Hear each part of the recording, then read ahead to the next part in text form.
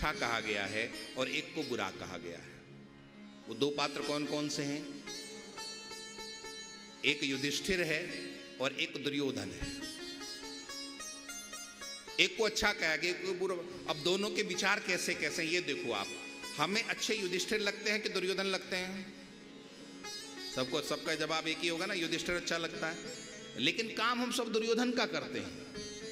आश्चर्य की बात है कि अच्छा आप हम सबको युधिष्ठिर लगता है, युधिष्ठिर लगते हैं, लेकिन काम हम सब क्या करते हैं?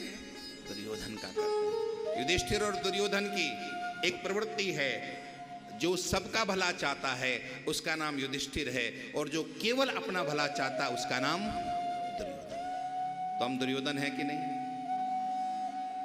अब हाँ नहीं कहोगे मुझे पता है, कोई भी नहीं जी। अच्छा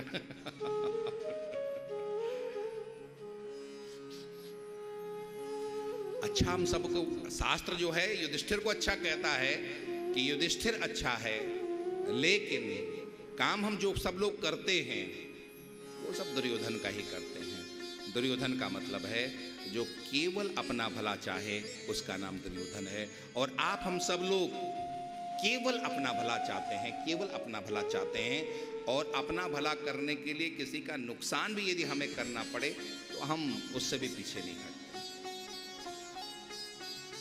तो यहां पर ऋषियों का प्रश्न है कि जो व्यक्ति इस कलयुग का प्राणी असुर बन चुका है, और उस असुर बने हुए व्यक्ति का कल्याण कैसे हो, आप बताने की कृपा करें।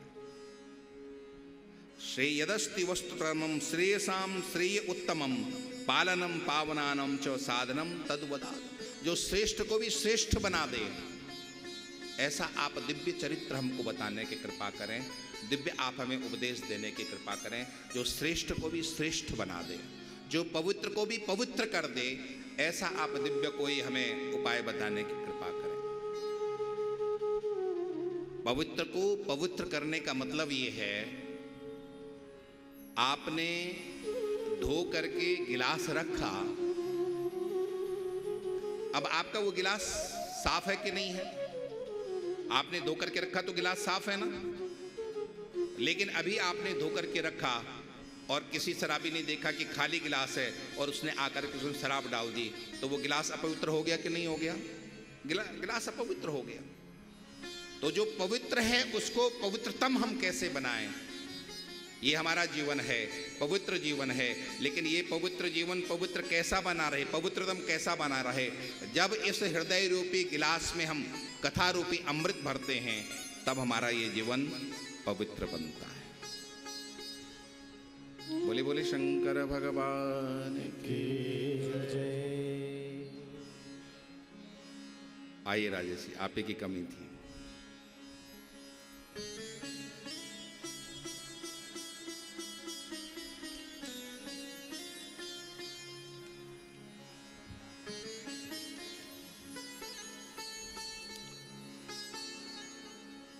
ऋषियों के कुछ प्रश्न हैं जो आप हम सब लोग सुन रहे हैं यहाँ पर।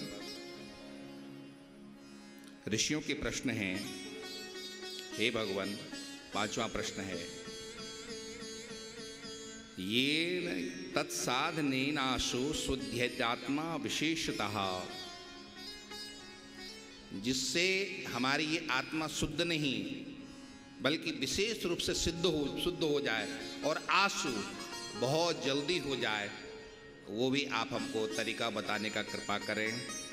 और जिससे निर्मल व्यक्ति शीघ्र भगवान शिव को प्राप्त हो सके, वो उपाय भी हमको बताने का कृपा करें। ये 6 प्रश्न ऋषियों ने किए हैं सूर्य महाराज से। भगवान, आप परम ज्ञानी हैं, आप परम साधु हैं। भगवान, आप बताइए कि मन के दोष कैसे दूर हो। हमारा ये मन बहुत पापी है, ये मन विशुद्ध होगा तो हम भगवान को प्राप्त कर पाएंगे।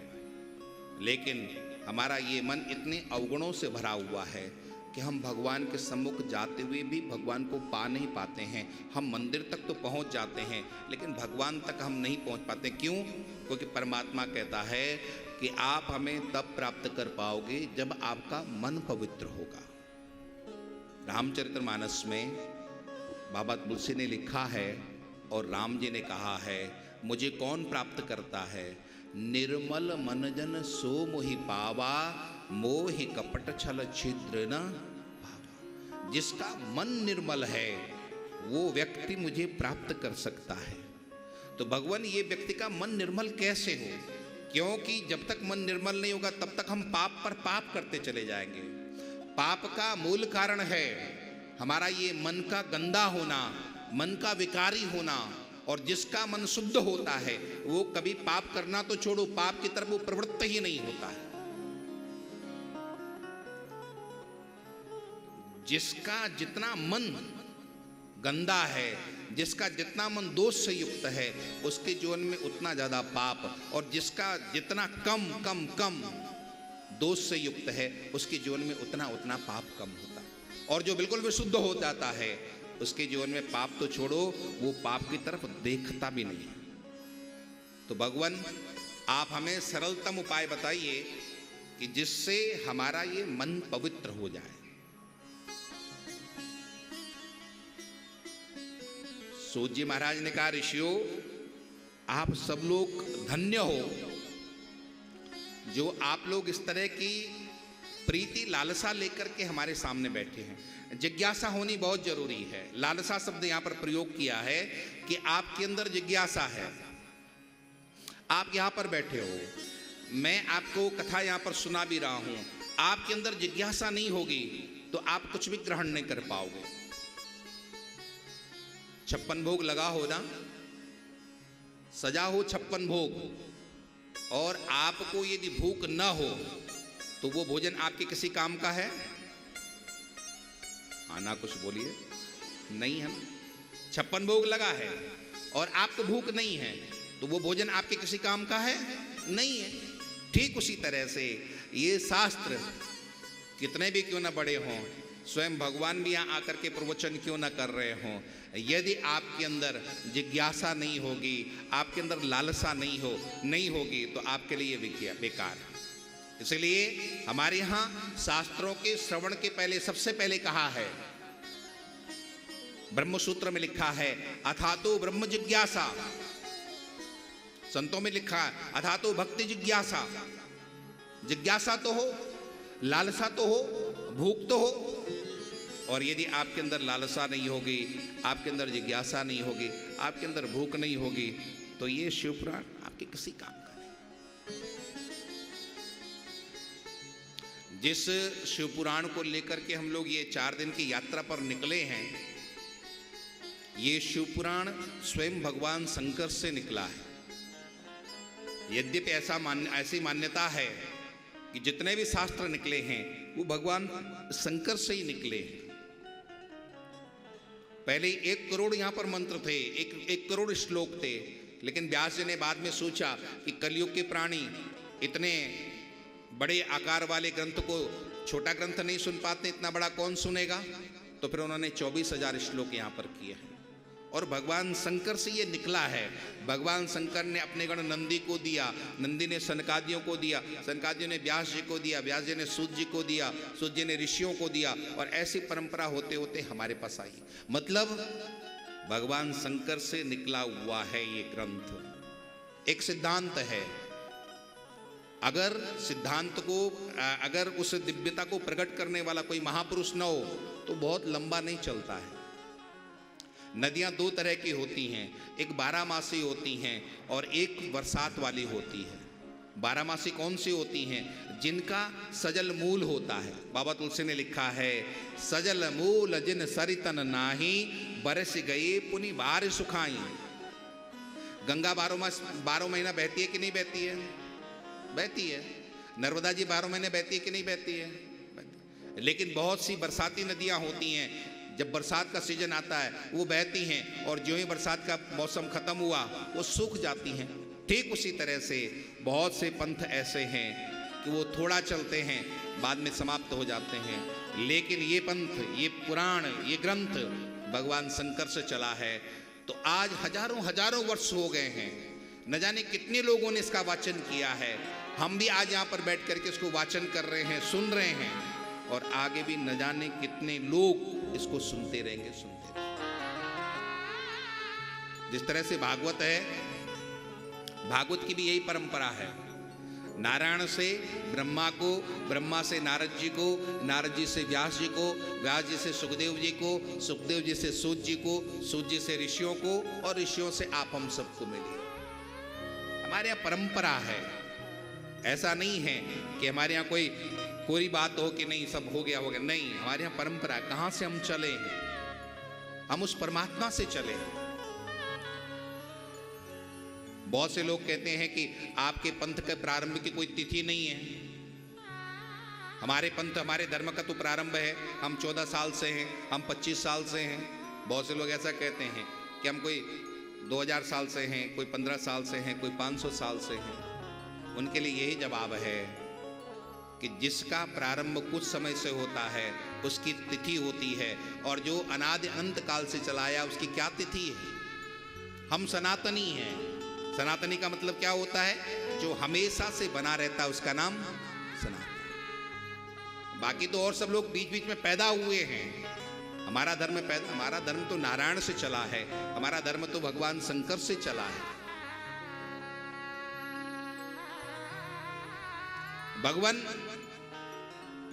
आप हमें दिव्य वो शिव कथा सुनाने की कृपा करें, जिस शिव कथा से आप हम सबका कल्याण हो। तो यहाँ पर सूत जी ने ऋषियों को ये दिव्य कथा सुनाई है। ऋषियों, भगवान शंकर की इस दिव्य शिव पुराण की कथा सुनने से ज्ञात अज्ञात पापों का समन होता है। थोड़ा आप लोग गौर से सुनेंगे तो बहुत अच्छा रहेगा। इन कथाओं को सुनने से हमारे ज्ञात और अज्ञात दोनों प्रकार के पापों का समन होता है। ज्ञात का मतलब है कि ऐसे बहुत से पाप हैं हम लोग जो जानते हुए भी करते हैं। करते हैं कि नहीं करते हैं? आप कोई हाँ नहीं करेगा। ऐसे बहुत से पाप हैं कि हम जानते हुए भी वो पाप करते हैं, और बहुत से ऐसे पाप हैं कि जो हम अनजान में हमसे हो जाते हैं। तो इन दिव्य पुराणों का ये प्रभाव है कि जब हम इन कथाओं को सुनते हैं, यहाँ से हमें सूत्र मिलते हैं, और उसके बाद उस सूत्र को जीवन में धारण करने के बाद हमारे ज्ञात और अज्ञात पाप सब समाप्त हो जाते हैं। ऐसा दिव्य प्रभाव इनका है। यहाँ हमें चारों चीजें मिलती हैं। धर्म मिलता है, अर्थ मिलता है, काम मिलता है, मोक्ष मिलता है। ऐसा नहीं कि बुजुर्गों के लिए कथा है, नहीं, ये बच्चों के लिए है, ये युवाओं के लिए है, ये वृद्धों के लिए, तीनों के लिए कथा है। बच्चों को धर्म चाहिए। धर्म का मतलब क्या है? धार्यते इति धर्म है, जो धारण किया जाता है उसका नाम धर्म है। बच्चों को धर्म चाहिए। बच्चे को सब सीखना होता है, धारण करना होता है। तो बच्चे को क्या चाहिए? धर्म चाहिए। युवावस्था में क्या चाहिए? अर्थ और काम चाहिए। पैसा चाहिए, कामना की पूर्ति चाहिए। तो युवाओं के लिए भी है ये कथाएं। और वृद्धत्व में, बुढ़ापे में क्या चाहिए? मोक्ष चाहिए। बुढ़ापे में क्या चाहिए? मोक्ष चाहिए। तो तीनों के लिए है कि नहीं है? बच्चों के लिए ऐसा नहीं है कि बच्चों को न लाया जाए कथा में। मैं तो कहता हूं कि बच्चे जितना आकर के कथाओं को ग्रहण करेंगे उतना ही वो उज्जवल भविष्य की ओर जाएंगे। दुख की बात यह है, हम वर्षों से कथा कर रहे हैं, मुझे कथा में दिखाई देता है कि कथा में लगभग सफेद वाल वाले आते हैं, जिनका कुछ होना जाना नहीं है। जो होना तो वो हो चुका है, और जिनका कुछ होना जाना है वो कथा की तरफ झांकते नहीं हैं। जिनको कुछ बनने की संभावना है, जिनको कुछ बदलने की संभावना है, घड़ा होता है ना, जब तक कच्चा होता है उस घड़े को आप कोई भी आकार दे दो, उस आकार को वो ग्रहण कर लेता है। और एक बार घड़ा पक गया तो फूट भले जाए, लेकिन वो अपनी जगह से टस से मस नहीं होता है। तो आप हम सब लोग पक्के घड़े हैं, यहाँ कुछ होना नहीं। जिनका कुछ होना नहीं वो कथाओं में बैठते हैं, और जिनका कुछ होना है वो अपने मोबाइल पे लगे रहते हैं।